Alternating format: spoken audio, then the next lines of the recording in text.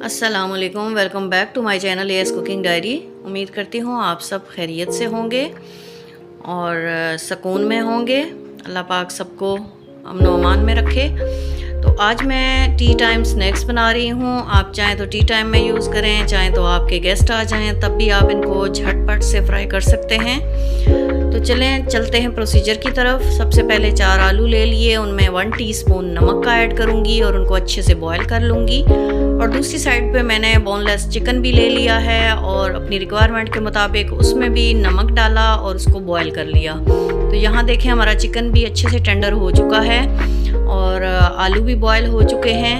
अब हम आलूओं को छील लेंगे, इनका छिलका रिमूव कर लेंगे और फिर जो चिकन है उसको भी अच्छे से श्रेड कर लेंगे हाथों की मदद से।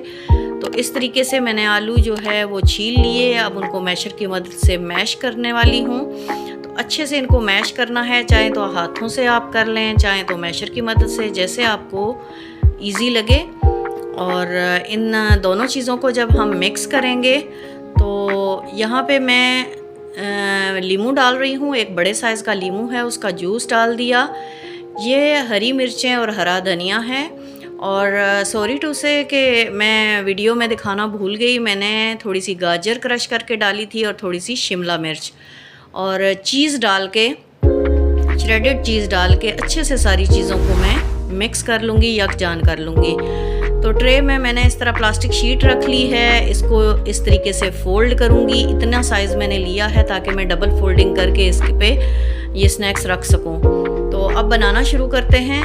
आप जैसी चाहें इनको शेप दे सकते हैं, चाहें तो चौकोर बना लें, नगेट्स की साइज़ का बना लें, या आप गोल बना लें। तो मैं इस तरह से लंबे वाले बना रही हूँ। ये तमाम स्नैक्स मैं बना के इनको ट्रे में रखती जा रही हूँ, क्योंकि मैंने अभी तो चाय के साथ कुछ पीसेस मैंने फ्राई करने हैं और बाकी जो फ्रीज़ करने हैं उनको जब ये थोड़े से हार्ड हो जाएंगे तो इनको निकाल के एक ज़िप लॉक बैग में रख के मैं फ्रीज़ कर दूँगी, ताकि गेस्ट आ जाएं तो बंदा फ़ौरन से चाय के साथ इनको फ्राई कर सकता है।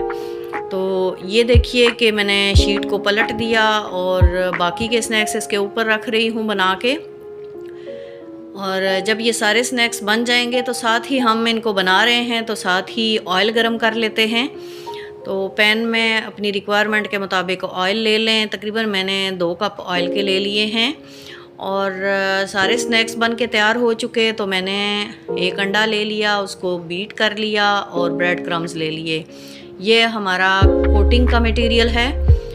इस तरीके से एक पीस लिया, उसको अच्छे से अंडे में कोट करना है और उसके बाद उसको ब्रेड क्रम्स में कोट करना है। कोटिंग अच्छे से होनी चाहिए ताकि हमें ऐसा ही रिज़ल्ट मिले जैसा कि हम चाहते हैं। इन तमाम स्नैक्स को अच्छे तरीके से पहले अंडे में कोट करना है, फिर उसके बाद ब्रेड क्रम्स में कोट करना है और रखते जाना है। तो कुछ तो फ्रीज़ हो जाएंगे और बाकियों के लिए ऑयल गर्म हो चुका। तो मैं इसके अंदर पीसेस 1 बाय 1 ऐड कर रही हूँ। तकरीबन 5 पीसेस मैं इसमें ऐड कर रही हूँ। फिल 4 मैं इनको फ्राई करने वाली हूँ। तकरीबन 1 से 1.5 मिनट लगेगा। तो आपने इनको छेड़ना नहीं है ताकि इनको अच्छा सा कलर आ जाए।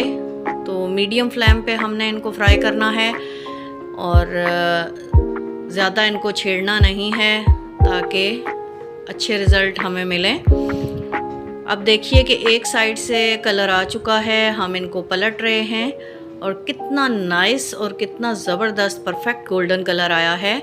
दूसरी साइड से भी इतना ही टाइम हमने इनको रखना है और जब अच्छे से ये फ्राई हो जाएंगे तो हमने इनको निकाल लेना है। तो देखें कितने ज़बरदस्त बन के ये फ्राई हुए हैं। और इसके बाद जो है वो मैं सर्विंग डिश के साथ आपसे मिलती हूँ। तो आपसे रिक्वेस्ट है, अगर मेरी रेसिपी पसंद आ रही है तो चैनल पर नए हैं तो चैनल को ज़रूर सब्सक्राइब कर दीजिए। वीडियो को लाइक करना और शेयर करना मत भूलिएगा।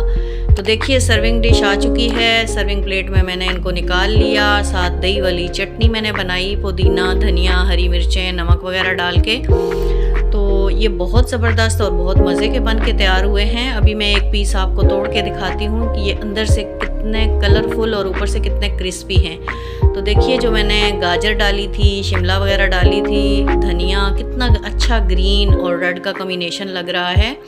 तो ज़रूर ट्राई कीजिएगा और फीडबैक ज़रूर दीजिएगा। बहुत शुक्रिया मेरी वीडियो देखने के लिए, और इंशाल्लाह आपसे मुलाकात होगी किसी नेक्स्ट रेसिपी के साथ नेक्स्ट वीडियो में। तब तक अपना बहुत ख्याल रखिएगा, मुझे दुआओं में याद रखिएगा। अल्लाह हाफ़िज़।